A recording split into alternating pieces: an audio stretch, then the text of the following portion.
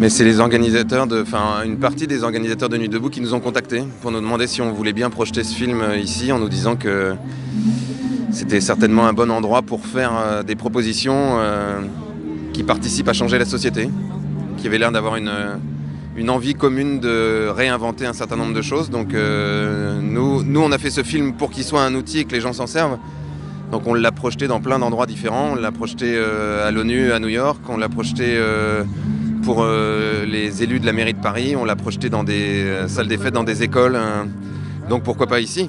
S'il y a des gens qui ont l'élan de changer les choses, c'est important de leur montrer.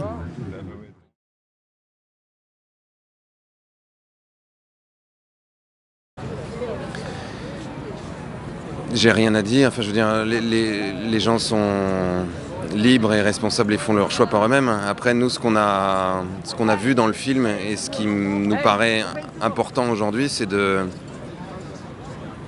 s'y mettre dès maintenant, c'est-à-dire de ne pas attendre. Et qu'il y a plusieurs endroits où s'y mettre. Il y a dans sa vie de tous les jours, où on peut commencer à faire énormément de choses. À chaque fois qu'on achète quelque chose, plutôt choisir d'aller acheter dans un commerce local ou indépendant, de changer de fournisseur d'électricité pour aller vers un fournisseur d'électricité renouvelable, de manger bio, local, de manger moins de viande, de changer de banque, d'aller dans des banques qui n'ont pas de filiales dans les paradis fiscaux. Tout ça, c'est des choses qui sont faciles à faire et qu'on peut démarrer maintenant. Et après, de commencer à s'organiser à l'endroit où ils habitent pour faire en sorte que ces initiatives se développent et que ce mouvement soit à la fois un mouvement de gens qui se rassemblent, mais de gens qui font un peu partout. Et à mon avis, c'est en faisant ça et en changeant la culture de façon assez importante que on va pouvoir faire émerger un certain nombre d'idées nouvelles qui deviendront ensuite peut-être la normalité et qui pourront être reprises par des gens qui réinventeront aussi la politique, qui réinventeront la démocratie.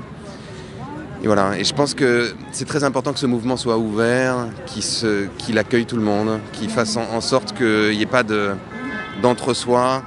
Aujourd'hui, on n'est plus au temps où il faut que les militants restent entre eux. Il faut absolument parler à tout le monde. Et pour y arriver, il faut de la bienveillance, il faut être non-violent, il faut arriver à se respecter et à être sur un terrain commun, à un endroit où on est tous concernés par ce qui se passe, parce qu'on est tous concernés par ce qui se produit dans le monde aujourd'hui.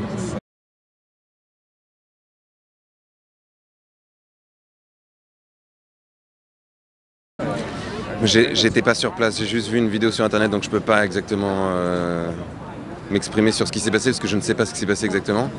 Après, ce qui est sûr, c'est que lui, il a parfois tendance à être un peu dans la provoque, et que ça c'est une chose, et que de l'autre côté, je trouve que c'est dommage de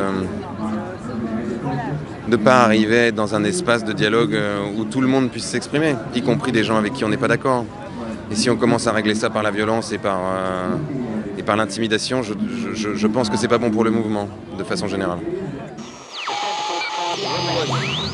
Une dédicace, non, ça je suis là.